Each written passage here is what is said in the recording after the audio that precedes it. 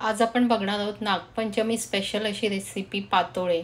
कोकणातील ही पारंपरिक रेसिपी आहे आणि कोकणामध्ये हळदीच्या पानामध्ये हे पातोळे केले जातात आणि ते हळदीच्या पानात केलेले असल्याने ते खायला पण इतके सुंदर असे चविष्ट लागतात. तर नमस्कार मैत्रिणींनो, गीताज किचनमध्ये तुमचे खूप खूप स्वागत. आज आपण बघणार आहोत हळदीच्या पानातले कोकणातील पारंपरिक रेसिपी असलेली आणि नागपंचमीला आवर्जून केली जाणारी रेसिपी पातोळे. तर चला तर मग बघूया यासाठी लागणारं साहित्य. तर यासाठी प्रथम आपल्याला सारण तयार करून घ्यायचं आहे. मी ते 1 कप ओलं खोबरं घेतल्या, अर्धा कप गूळ घेतल्या, अर्धा चमचा वेलची पावडर आणि 1 चमचा इथे तूप घेतलं आहे. हे तूप कढईला सर्व बाजूने पसरवून घ्यायचं आहे, कारण त्यामुळे आपलं जे सारण आहे ते कढईला चिकटणार नाही. तर आधी सर्वप्रथम हे जे 1 कप आपण ओलं खोबरं घेतलं आहे ते थोडंसं आपल्याला भाजून घ्यायचं आहे, कारण ओल्या खोबऱ्यामध्ये थोडासा ओलावा असतो, त्यामुळे ते भाजून घ्यायचं आणि त्यानंतर त्याच्यामध्ये मी हे अर्धा कप गूळ घालणार आहे. आता गूळ आपल्याला पूर्ण वितळेपर्यंत आणि वितळल्यानंतर ते चिकट होईपर्यंत आपल्याला हे सारण भाजून घ्यायचं आहे. कारण काय, आपण जर गूळ वितळल्यानंतर गॅस बंद केला तर ते सारण जर आपण पातोळीमध्ये भरलं तर ते उकडताना ते गूळ आहे ते बाहेर येऊ शकतं. तर त्यासाठी आपण थोडंसं ते पूर्ण गूळ आटेपर्यंत आणि थोडंसं हाताला चिकट लागेपर्यंत परतून घ्यायचं आणि त्याच्यामध्ये आता मी ही अर्धा चमचा वेलची पावडर घातली आहे. आता आपलं हे सारण तयार झालं, आपण बाऊलमध्ये काढून घेऊया. आणि आणि आता आपण ह्याच्यासाठी लागणारी जी उकड आहे ती उकड करायला घेऊया. तर त्यासाठी इथे मी 1 कप हे तांदळाचं पीठ घेतलं आहे आणि त्यासाठी 1 कप मी पाणी घेतलं आहे. तसंच पाव चमचा मीठ घ्यायचं आणि 1 चमचा इथे हे तूप आहे. तर आपण कढई तापली आपली आणि त्याच्यामध्ये हे 1 कप जे पाणी आहे ते पाणी ओतून घेऊया आणि त्याच्यामध्ये पाव चमचा मीठ आणि 1 चमचा तूप घालून आपण पाणी उकळलं की त्याच्यामध्ये हळूहळू करून ते जे तांदळाचं पीठ आहे ते मिक्स करायचं. तर इथे पाण्याला उकळी आली आहे, तर मी इथे हळूहळू करून हे पीठ घालते आणि आपल्याला आता गॅस थोडा स्लो करायचा आहे आणि जोपर्यंत आपलं हे जे पीठ आहे ते पाण्यामध्ये एकजीव होत नाही तोपर्यंत चालूच ठेवायचा. आणि पाण्यामध्ये पूर्ण त्या पिठाने पाणी शोषून घेतलं की गॅस बंद करायचं आहे. तर आता इथे मी गॅस बंद केला आणि हे जे मिश्रण आहे ते मी आता इथे एका परातीत काढून घेतलं आणि थोडंसं असं पसरवून घ्यायचं, जेणेकरून ते मळताना हाताला गरम लागणार नाही. आणि गरम असतानाच एखादी वाटी घेऊन अशा त्याच्या ज्या पिठाच्या गुठळ्या आहेत त्या मोडून घ्यायच्यात.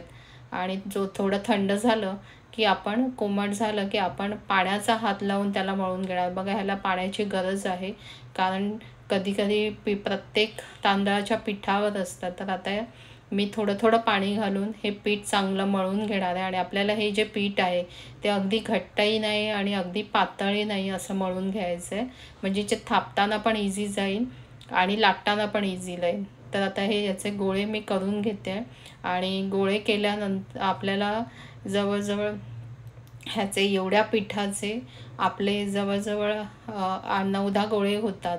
तर आता हे जी आहेत ती हळदीची पानं आहेत, त्याचा जो देठाकडचा भाग आणि जो टोकाकडचा भाग आहे तो मग कापून घेणार आणि त्याचं मधून मी कट करणार आहे. त्यामुळे एका पानामध्ये 2 पातोळे आपले व्यवस्थित बसतात.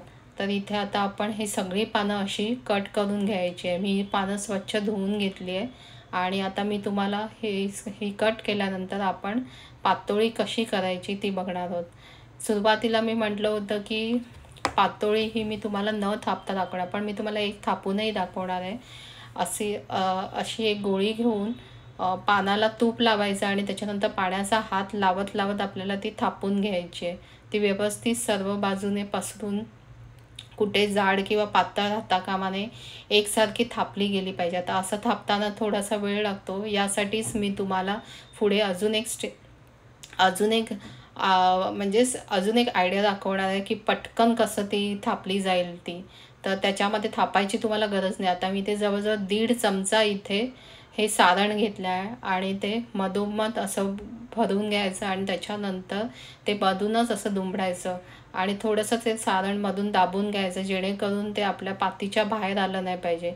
आणि ज्या पातीचे 2 टोकं आहेत ती अशी चांगली व्यवस्थित आपल्याला ती दुमडून घ्यायची आहेत चिटकून घ्यायचे आहेत आणि नंतर पान उघडून थोडंसं बघायचं की ती व्यवस्थित आपली चिकटली गेली आहेत की नाही. आता हे बघा माझं इथून थोडंसं उघडं राहिलं, तर मी पुन्हा ते पातळ असं दाबून घेते आणि त्याच्यानंतर कैचीने मी असा गोलाकार आकार कट करून घेणार. याचं एक तर कारण ते छान दिसतं यासाठी मी असं केलं आहे, आणि दुसरं म्हणजे आपण जेव्हा उकडायला ठेवतो तेव्हा अशा प्रकारे कट केल्यामुळे बरेच पातोळ्या त्याच्यामध्ये उकडले जातात. तर आता ही दुसरी मी पद्धत दाखवते. देठाकडचा भाग असे मध्ये जे त्याची शीर असते ती अशी आपण लाटणीने लाटून घ्यायची, त्यामुळे ती दबली जाते. आणि आपल्याकडे बघा असे पुरीचे वगैरे साचे असतात, ते असेच पडलेले असतात, त्यापेक्षा आपण त्याचा असा उपयोग करू शकतो. याला तूप लावून घेतलं, मध्ये एक गोळी ठेवायची आणि त्याच्यावर प्लास्टिकचा पेपर्स ठेवायचा. समजा पीठ जर चिटकत असेल तर त्याला थोडंसं तूप लावून घ्यायचं आणि मग नंतर जे साच्याचा जो दुमडीचा भाग आहे दुमडतो तिकडे तिथून जवळ आणि जो दांडा आहे तिथून लांब थोडंसं आपलं गोळी ठेवायची आणि अशी दाबून घ्यायची. त्याच्यामुळे काय होईल, मधोमध ते पुरीसारखं लाटलं जाईल. बघा आपल्याला थापायची पण गरज नाही. आणि समजाच तुम्हाला जास्त वाटलं की थोडंसं जाड झालं तर तुम्ही असं थोडं हाताने पसरवून पण घेऊ शकता. आणि दुसरी अजून एक आयडिया म्हणजे की तुम्ही असं पान ठेवून त्याच्यावर गोळी ठेवायची आणि त्याच्यावर प्लास्टिकचा पेपर ठेवून एखादी प्लेट घेऊन पण त्याच्यावर फिरवू शकता. म्हणजे ते पुरीसारखं ते प्लेटेने लाटली जाते, म्हणजे तुम्हाला असं थापायची गरज पडत नाही. तर मी तुम्हाला तीन चार आयडिया सांगितल्या. एक तर अशी असं ह्याच्यामध्ये आपलं पुरीच्या साच्यामध्ये एक लाटणीने, एक प्लेटने आणि एक थापून, तुम्हाला जी इझी वाटेल ती तुम्ही आयडिया वापरा आणि असे पातोळे करून बघा. आता आपलं इथे पाणी तापलेलं आहे, तर त्याच्यावर मी ही चाळणी ठेवते आणि त्या चाळणीमध्ये असे हे पातोळे आपण ठेवून घ्यायचे. ह्याला तेल लावायची गरज नाही कारण ते हळदीच्या पानात आहे, तर खालून ते चिकटणार नाही. आणि ह्याच्यामध्ये आपण एक मोदक पण मी एक्स्ट्रा पीठ राहिलो तर त्याचा मोदक केला. तर आता हे जवळजवळ 20 मिनटं मी वाफवून घेणार आहे आणि 20 मिनटानंतर आपण ते काढून घेणार. बघा पानांचा पण कलर चेंज झाला आहे आणि चांगले आपले ते शिजले गेले. तर आपण आता हे थंड व्हायला ठेवूया. इथे हे थंड झाले तरी काहीच हरकत नाही, ते काही चिटकून बसत नाही त्या पानांमुळे. तर आता आपले हे थंड झालेले आहेत, तर आपण ह्या प्लेटमध्ये काढून घेऊया. तर असे हे हळदीच्या पानातील पातोळे या नागपंचमीला तुम्ही नक्की करून बघा, खूप छान लागतात. आणि मेन म्हणजे तेल पण नाही आहे आणि उकडीचे आहेत, तर खायलाही हेल्दी आहेत. तर असे पातोळे मी सांगितल्याप्रमाणे करून बघा. आणि व्हिडिओ आवडला असेल तर माझ्या व्हिडिओला लाईक, शेअर आणि सबस्क्राईब करा. थँक्यू.